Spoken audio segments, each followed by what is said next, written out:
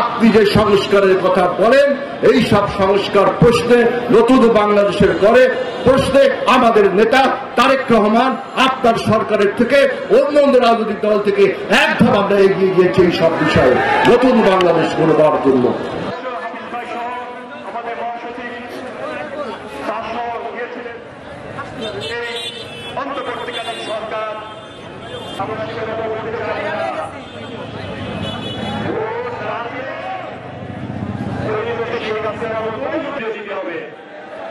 আর এই সমাবেশ থেকে বলতে চাই, ইনশাআল্লাহ নতুন নিয়েছে ঠিকই আওয়ামী লীগের মতো যারা রাষ্ট্রীয়তা নিয়ন্ত্রণ করার চেষ্টা করছেন,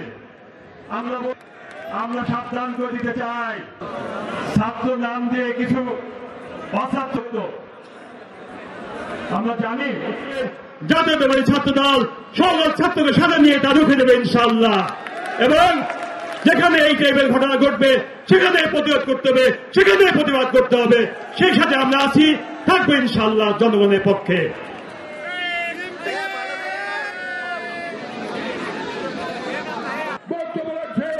জননেতা অনিন্দ ইসলাম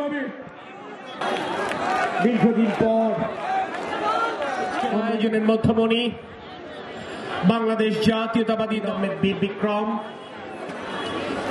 এই দেশকে একটি ব্যর্থ রাষ্ট্রের দিকে নিয়ে চলেছে ক্রমাগত। এখন কিছু কিছু বুদ্ধিবীদ চলে আগে সংস্কার পরে নির্বাচন। শেখ হাসিনা চলে গিয়েছে, শেখ হাসিনা পালিয়ে গিয়েছে, সংস্কারের অর্ধেকটা হয়ে গিয়েছে। বাকি যেসব সংস্কার নির্বাচনে করা প্রয়োজন সেগুলো 2-3 মাসের মধ্যেই করা যায়। সংবিধান সংস্কার করার অধিকার আর কারো নাই নির্বাচিত প্রতিনিধি ছাড়া। এই বছরের মধ্যে অতি অল্প সময়ের মধ্যে পার্লামেন্ট নির্বাচনের সুনির্দিষ্ট তারিখ ঘোষণা করুন। সরকার এবং অন্যান্য দল করছে, এই দুটি দাবি নিয়ে আবার হবে। এটি একজন রাজনৈতিক